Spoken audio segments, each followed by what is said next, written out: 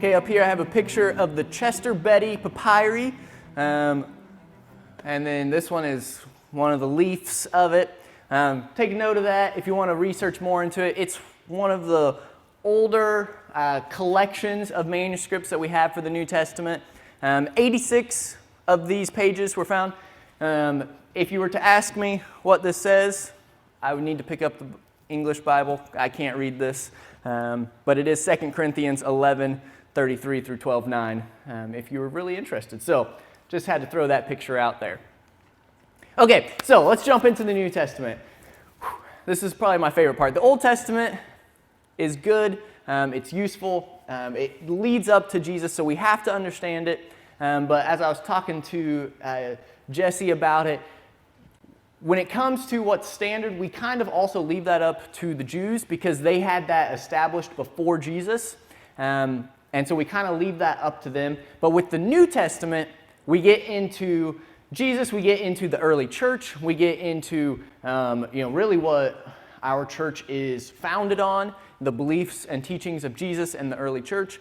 And so with that is quick overview of the New Testament.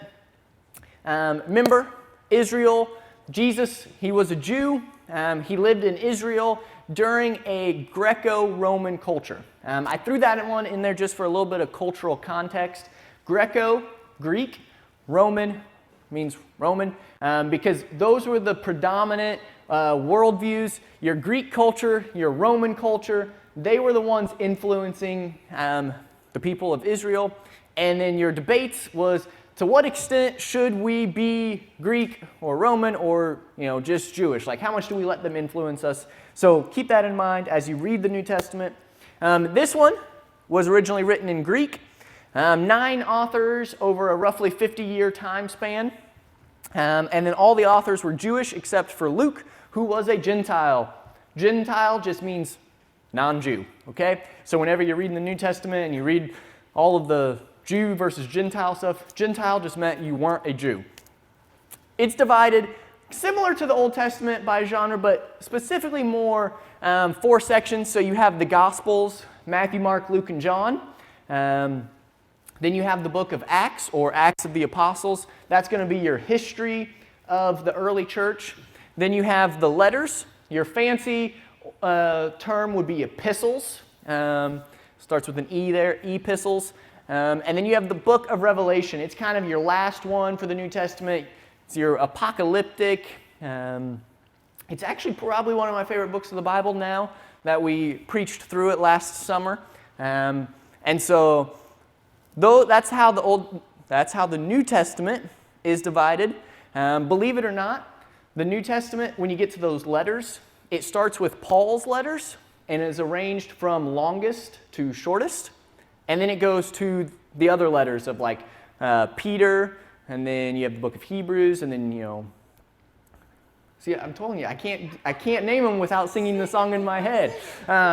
But you get the letters. Arranged in that way. So let's look at the timeline of the New Testament. So really quickly, when you read the New Testament, remember Matthew, Mark, Luke, and John, they tell about the life of Jesus. And so that's going to start here with Jesus' birth. But notice we have this big jump until Jesus' ministry. So roughly around this 30 mark, you have Jesus starts his public ministry. Lasts roughly 3 years. Matthew, Mark, Luke, and John tell the story. Sometimes you might hear us refer to the synoptic gospels, talking about similar. So Matthew, Mark, and Luke are sometimes called the synoptic gospels because they're very similar in how they describe Jesus' life and ministry. The Gospel of John is different. He takes a different approach. He just takes a unique and different approach on the life of Jesus, on the importance behind who Jesus is. That's why we're doing the I am statements right now, because John, he just handles the life of Jesus differently than the synoptic gospels of Matthew, Mark, and Luke. So you have Jesus' ministry here. You're going to have Jesus crucified and is going to raise from the dead roughly either 30 or 33 AD. There's a little bit of debate there. But you have to look at when the Passover falls in line with all of the different things that take place in the New Testament. So Jesus, roughly 33 AD. You have Pentecost, 50 days, Penta, 50 days after Jesus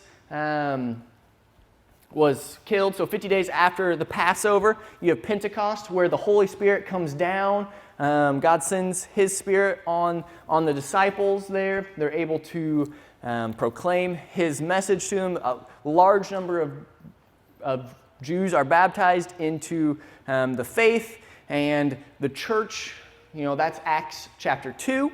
And then we get over here, maybe 10 years or so after Pentecost, you have Peter and Cornelius. That's the story in there in Acts 10, where Peter goes to Cornelius' house. He proclaims the message of Jesus to him. The Holy Spirit comes down on Cornelius, who was a Gentile, not a Jew. He was a Gentile. And so that really is the start of including non-Jews into the Christian faith. That's when you start seeing that Peter says, oh, God meant that God was going to send His Spirit not just on the Jews, but on anyone who believes in Him. And so that's a big deal for us, because otherwise most of us would not be able to be a Christian because we're not Jews. And so that happens then. And then you get the second half of the book of Acts, starting in, I think, roughly chapter 13. Paul takes center stage. And Paul, he has his first missionary journey. He's going to go on his second missionary journey, third missionary journey. Basically, he's going to leave the A up here, which is Antioch. He's going to, on his first one, travel around the kind of central and southern part of what is Turkey now, with the AM, the Asia Minor. He's going to go there, visit, start churches, evangelize, and then he's going to come back to Antioch. And then on his second journey, he's going to go back to those churches in Asia Minor. And then he's going to go up here to Macedonia, and a little bit over here where the G is. And then he's going to come back to Antioch, and then I think even back to Jerusalem there. And then he's going to go on his third journey, and he's going to go back to those churches. He's going to come down again into Macedonia, into Greece, starting more churches, planting more churches, appointing elders in churches that he's already been to. And then he's going to come back to Jerusalem. He's going to get imprisoned. He's going to appeal to Caesar, and he's going to get on a boat, and eventually going to head up here all the way to Rome, where the R is. And so over here on the timeline, Paul's imprisoned in Rome. The book of Acts ends, and we don't actually know what happens, but church tradition tells us that Paul and Peter were most likely killed in Rome during the persecution under the Emperor Nero. There's a fire in AD 66. Nero blames the Christians for, and so it's probably during that time that Nero persecuted them, kills them. That's actually one of the stories of non-biblical evidences for Jesus that I think Andrew might talk about next week. It's also the story of the emperor that would impale Christians and light them on fire for his dinner parties. That's also recorded happening under Emperor Nero. So that happens about 66, maybe 67 AD. And then you get over here, you have John exiled to Patmos. I know this looks like AD 100, probably about 96 AD. John is exiled to Patmos. That's where he's going to write the book of Revelation, which is going to be the last book of the New Testament. And then eventually, he's also going to die, I believe of natural causes. But that marks kind of the time frame of the New Testament. And so what you have is the New Testament is written all during this time of the blue, okay? Now, you might ask, why did it not start being written right after Jesus' ministry? Well, the thing is, remember their culture back then, most people could not read and write. Most people were, had to rely on oral storytelling, and they were really good at it, okay? I know sometimes we kind of maybe look back and say, well, how do we know it wasn't just a fishing story where, the fish was this big when I told it the first time, and then it got to this big when I told it the second time, and then by the time I told it, 5 or 10 times more, it's, bigger than my arms can reach. Well, their culture was really good. And in our New Testament, like even when you look at how the books were written, they were written from a perspective of being able to recite them and memorize them. And so there's little things in there that sometimes can help you to be able to memorize, to be able to recite it. And so they relied on that, and you didn't actually need that until the disciples kind of start dying.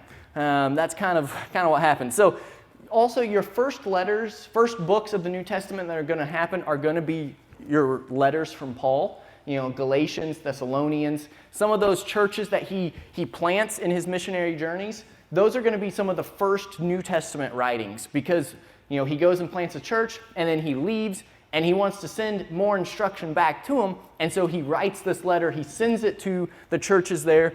So Galatians, Thessalonians are going to be some of your first ones that take place. But this is when the New Testament was composed.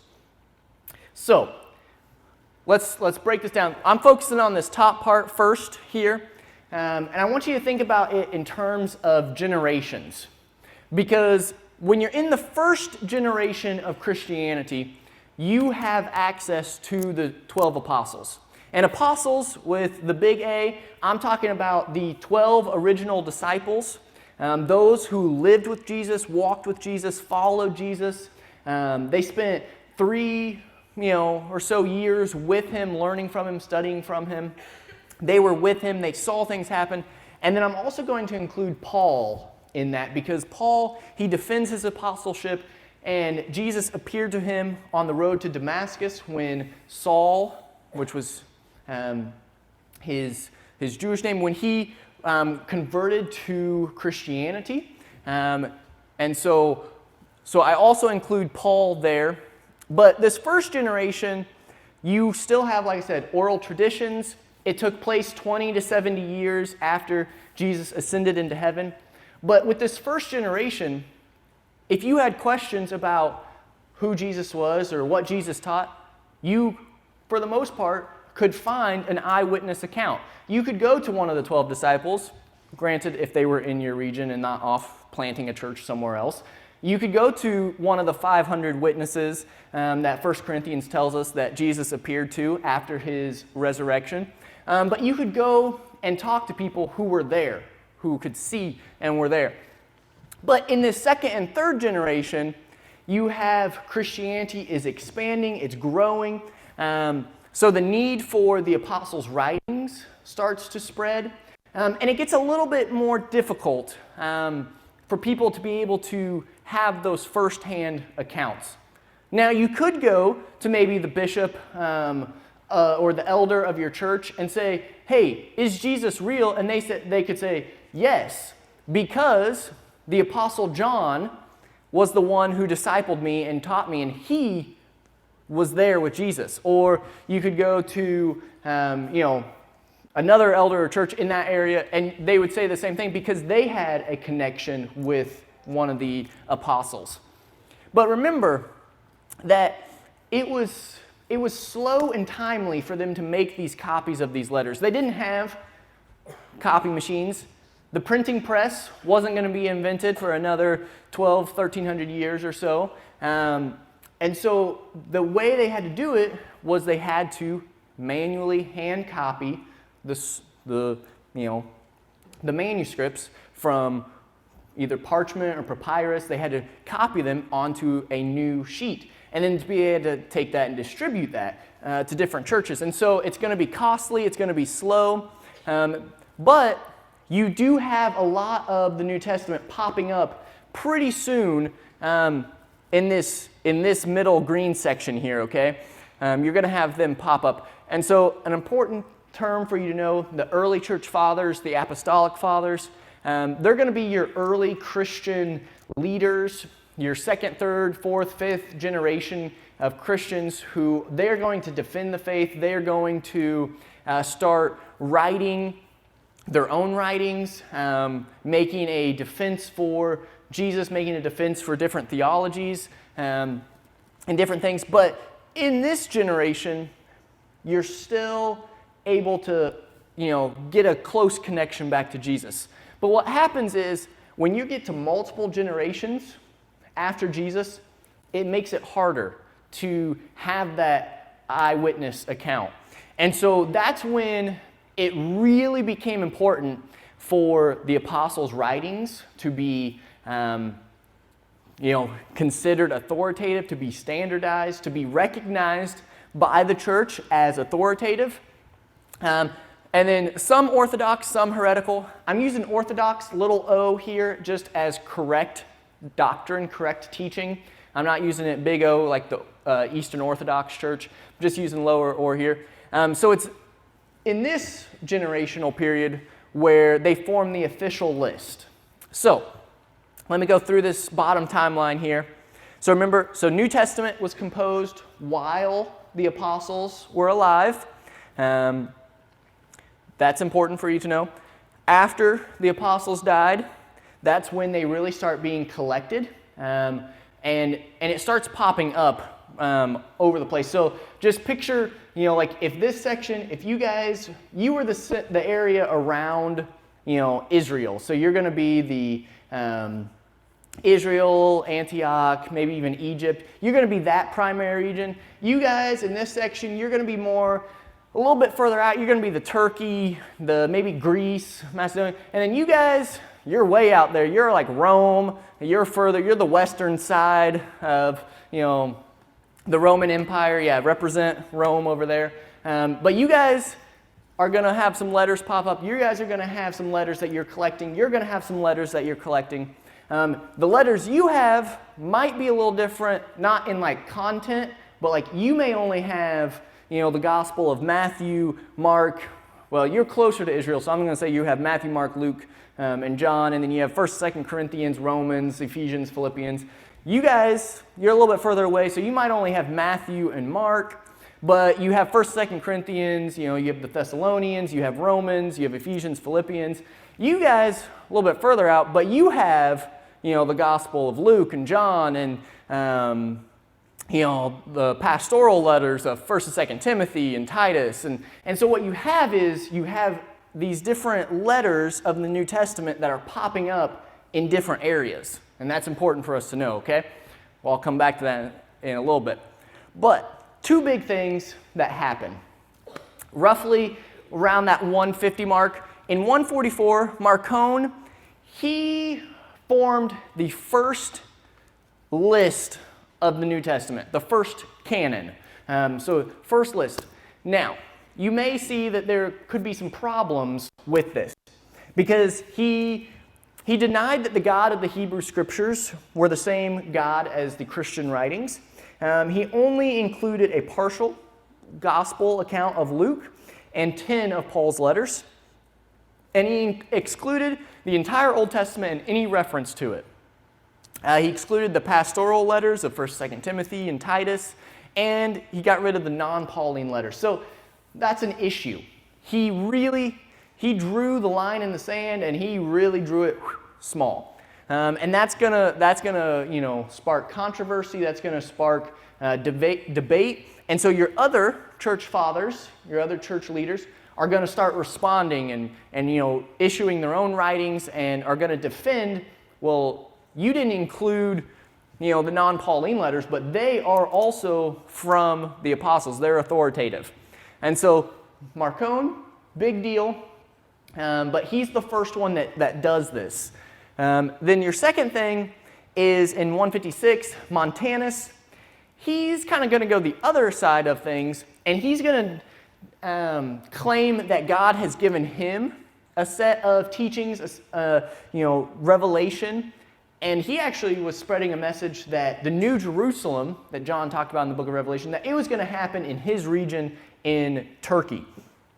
Now that's also an issue because Jesus says, no one knows the day or the time nor the hour, and that he's going to return, and he tells us to be waiting and watchful. And so that's an issue. And he kind of had this belief that divine revelation wasn't complete, but that God was still giving a new revelation to him.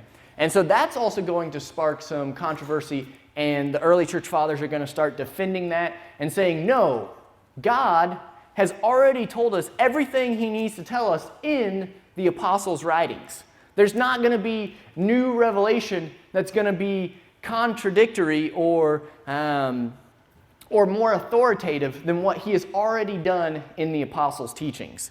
And so keep these two things in mind, because the next slide is really important. And then these last two things, by early 300s, Eusebius of Caesarea, he was already talking about how the church kind of had these four categories of how to think about things. You had the agreed upon, the disputed, the fake writings, and the writings of heretics. Just a kind of a way to classify the different writings that were popping up. But by the Council of Carthage in 397, that's when the official list that we have of the 27 books in the New Testament was officially made by the council. Now, yes, that is, getting to be 350 years or so after Jesus lived, but don't let that scare you.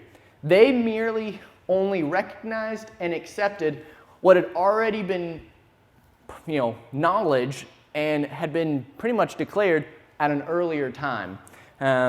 So, New Testament composed, collected, established. So, how do we decide what is in the New Testament? It needed to fit three standards.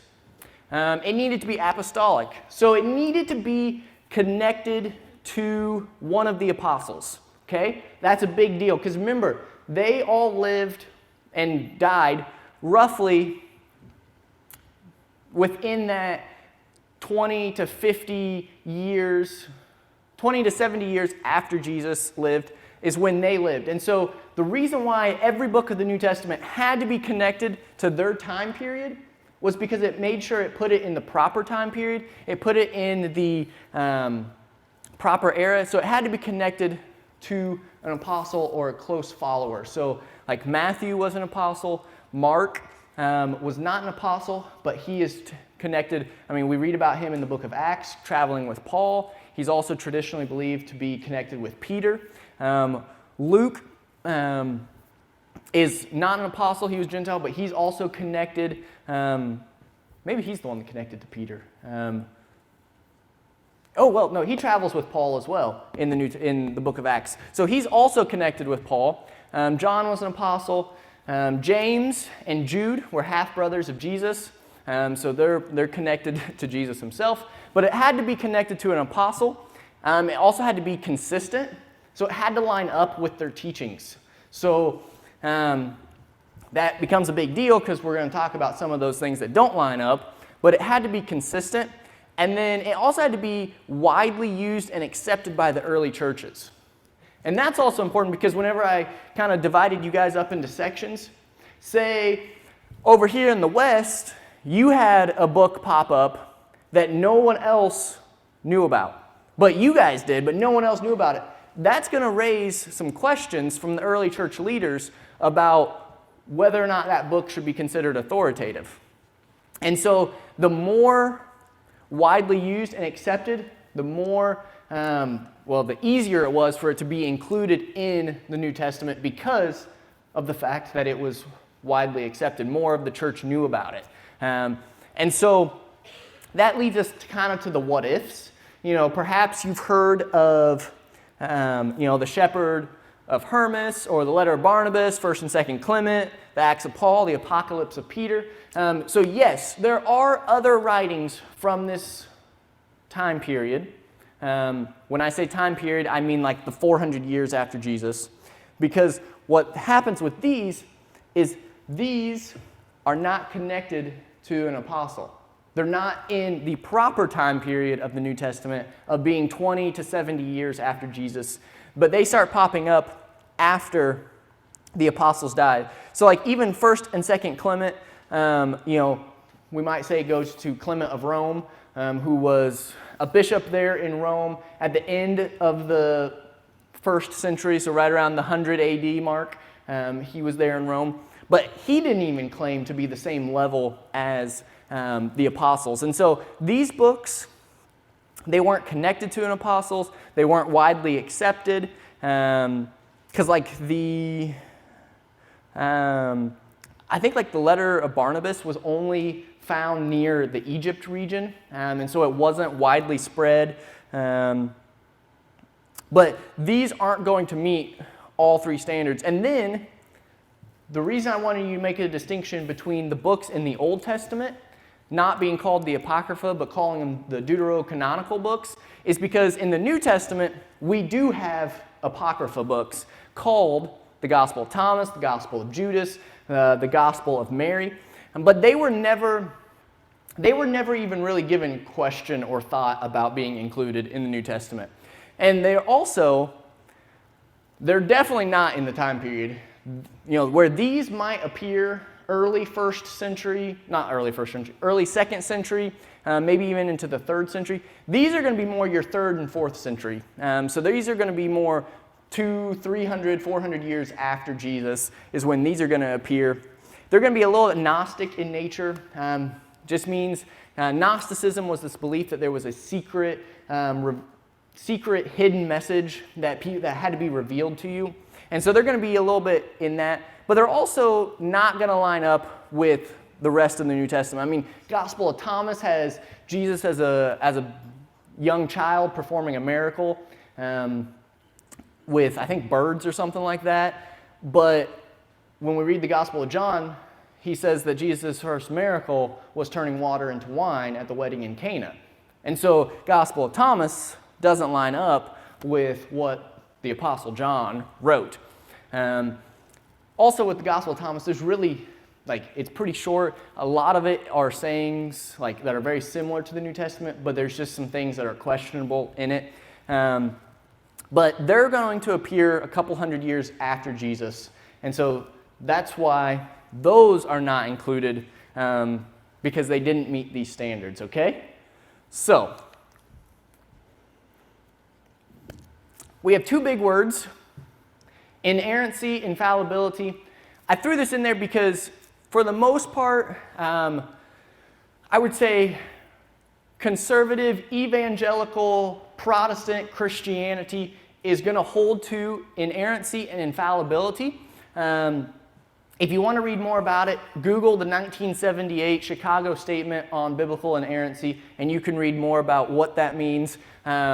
But it's this idea that what God has inspired Moses and Matthew and Mark and Luke, what he has inspired them to write is inerrant. That God, he has guided the whole process, that what he has given us can be trusted, that it can be reliable, that it's not going to fail, that his purpose and plan through Scripture is going to be able to withstand the test of time.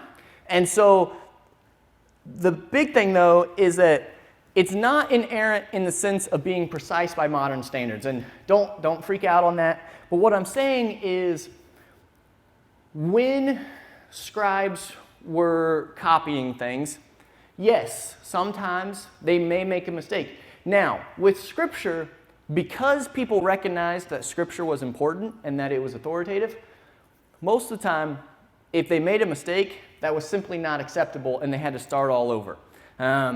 But every now and then, there are little letters. A couple Greek letters look very similar. Also, it's important to know the original style of the Greek for the New Testament was all capital letters, all together with very, very little punctuation. I don't get how they understood that or read it, but that's what it was, all capital letters, very little, no punctuation.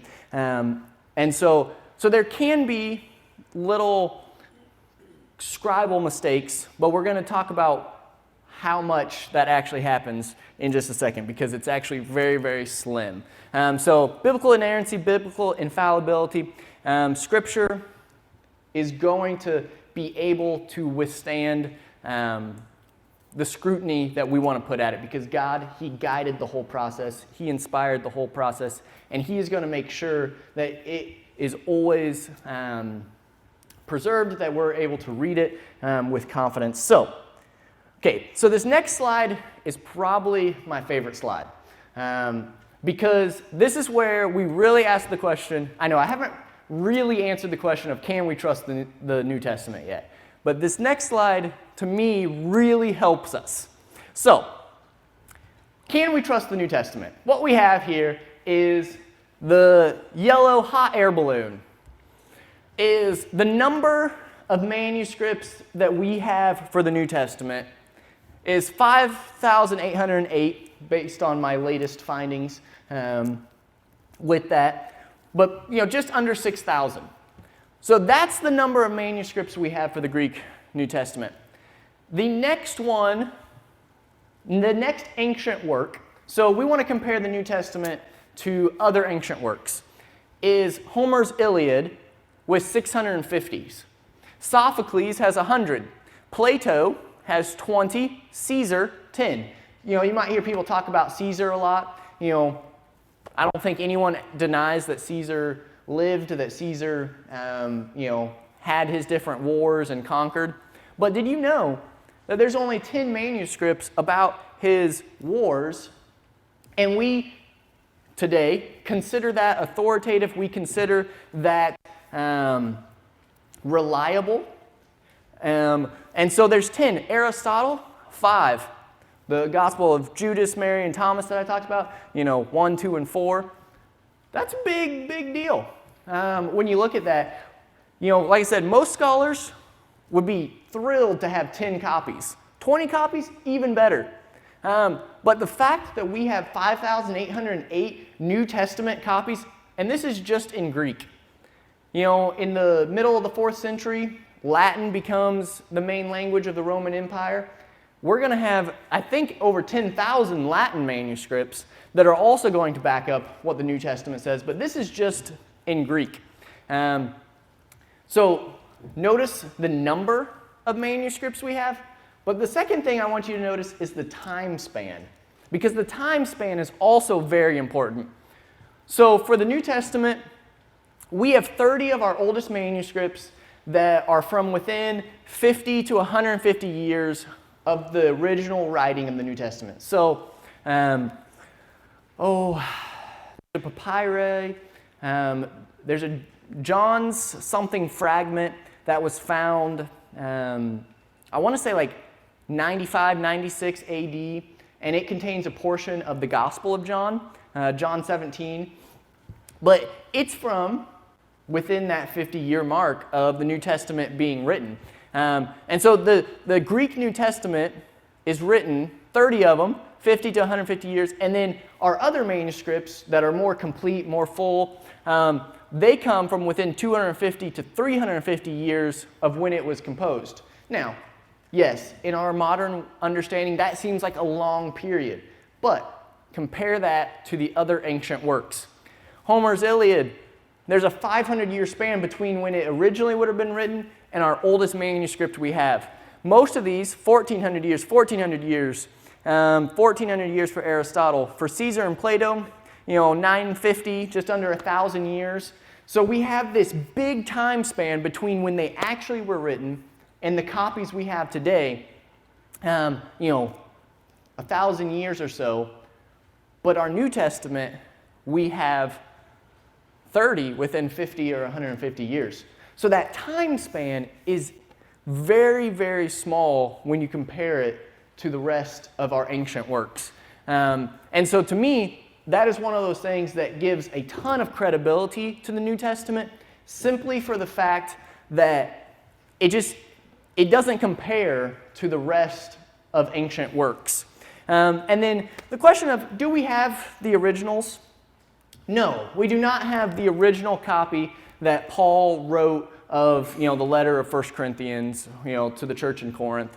We do not. But we have 5,808 copies, manuscripts, that have been very well preserved over the years. And what you can do is actually, when you take all of these manuscripts, all 5,000 of them, and you put them together and you compare them, what the scientists have found is this little note at the bottom. It says, less than 1% of variances actually affect the meaning of the text and are in the oldest of manuscripts. So that means 99% of the variances, which are not very much anyway, but 99% of them have no effect on the text, the meaning of the text, and they're not in the oldest of manuscripts. Only 1% actually does, but even then, it's not going to affect any of the main theology of who Jesus is, the claims that he made about the fact that he was from God and that he was offering salvation to those who would believe in him. You're not going to affect that. So there's only 1% of difference. So to me, when we talk about can we trust the New Testament, these 2 points are the big things for me that help solidify the fact that we can trust it because of how much evidence we have and the time span that we have. The quality of the New Testament manuscripts is unparalleled in the rest of the ancient works. And I believe I added a quote in here from Craig Bloomberg that talked about what would happen if we found a new manuscript today? Well, let me put it in perspective real fast. When the King James Bible was written in 1611, I just found this fact this week and I just have to share because it's so interesting to me. When the King James Bible was written in 1611, they maybe had up to 25 manuscripts at that time. 25. We have now 5,808 that have been discovered in the last 400 years, which is just an incredible number. And the fact that in the last 400 years we've discovered 5,800, 5,700 and some change manuscripts that they did not have before the King James Bible, to me is incredible. So that tells me, one, that there are still manuscripts that are probably going to be able to be found that just haven't been discovered yet. And then two, the quote from Craig Bloomberg in there is the fact that if those 5,000 and some manuscripts that were found after the King James Bible did not change the Bible, that when we only had 25 available before King James Bible, when it didn't change the Bible because of that, if we find more, in 10 years, in 50 years, and 100 years from now, still probably not going to change the New Testament because of the evidence of how many we already have that already line up so well together and can tell us what the originals would have looked like. So to me, that was just an interesting fact that I had read. I'd never heard that until this past week, but I thought that was a good thing to point out. So, last slide. Oh, no, that is the last slide. This is the last talking point slide. So why are there so many Bible translations? Well, when you think about it, Old Testament written in Hebrew, New Testament written in Greek. None of us speak Hebrew or Greek except for you. Do you speak Hebrew? Not you, Mary. You, RJ. Can you still speak a little Hebrew? A little bit? Yep. None of us, the rest of us, speak Hebrew or Greek. And so because of that, we need the Bible translated into English. And you have different people throughout church history. Wycliffe, Jan Hus, Tyndale, that translate it. Luther translates it. Well, he translates it in Germany, sorry. But you have people that are translating it into the native language. And anytime you have a translation, you have to decide if you're going to translate things word for word or thought for thought. And so one approach in the red is word for word. And so if you're translating it like this, that means you take the Greek, and this Greek word is this English word. The next Greek word is this English word. Next Greek word is this English word. And you just do that pretty much down the page. And so what you get, though, is you get more of a word-for-word translation. Your closest references are probably going to be your New American Standard Bible. Even the King James and the New King James tries to be more word for word. Your English Standard Bible tries to be a little bit more word for word. And remember, this is still kind of a spectrum. You know, it's not like these are set in stone, solid, like there's always a little give and take on this. But for the most part, these are trying to be word for word. This Greek word means this English word, and that's it. But that's also why sometimes those can be a little harder to read. Now, if you're going to study for like maybe a Bible study, or you really want to be as close to the Hebrew or Greek, yes, pick up your New American Standard Bible, read it, and it's going to be probably the closest that you can get to the original language. But it also might be a little harder to read. And so that's why over here, the thought for thought, the idea behind that is, okay, the biblical writers, they were able to write their message in a way that the audience understood. And today, because in our English culture, we have different sayings, we have different connotations for words, we have different idioms, we have different ways that we speak, we want to translate the ancient language and take their thoughts, their phrases that they had that people understood, and move that into what people would understand today. And so it makes it a little bit more readable. It makes it a little bit more understandable.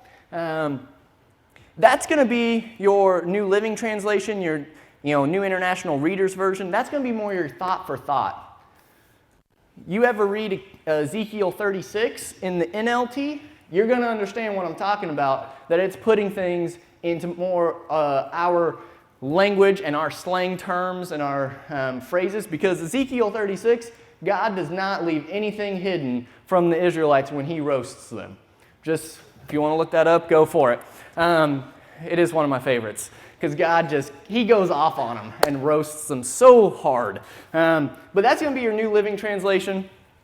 In the middle, it's very technical here, somewhere in the middle, very technical, very precise, is trying to blend both. Trying to handle the word for word, but also thought for thought, balance that, because it wants to be both reliable and readable. This is going to be your Christian Standard Bible, your New Revised Standard Bible, your NIV, your New International Version, because they are trying to balance both methods so that way we have something that we can both read and understand, but also be pretty close and accurate to what the original language said. So all of these are going to be, they're all going to be accurate, they're all going to be reliable, but this is kind of the ideas behind how they are translated and how they approach Scripture, so that way we can read it. So that's kind of the spectrum there. And so that, 7:55, I made it. I had bets on whether or not I was actually going to make it by 8, so just let it be known I was 5 minutes early. So, yes, thank you. Real fast on the further study, last little page of your handout. I know I never end. I always say I'm done and then I keep going, Alexa. But I cannot stress that if you want to study more and you want to go deeper, one of the go-to resources is a Bible dictionary. I have the Holman Illustrated Bible Dictionary or the Baker Encyclopedia of the Bible or Christian Apologetics. Those are just simply great tools because it's like a dictionary or encyclopedia, but instead of just reading a dictionary of all the English words, you read a dictionary of biblical terms, biblical places, biblical names, biblical topics, and you can really dive deeper simply just with those. And then I have a couple books there that I'd recommend if you really want to go deeper in some of these topics. And so yeah, I wanted to make that clear and to point out.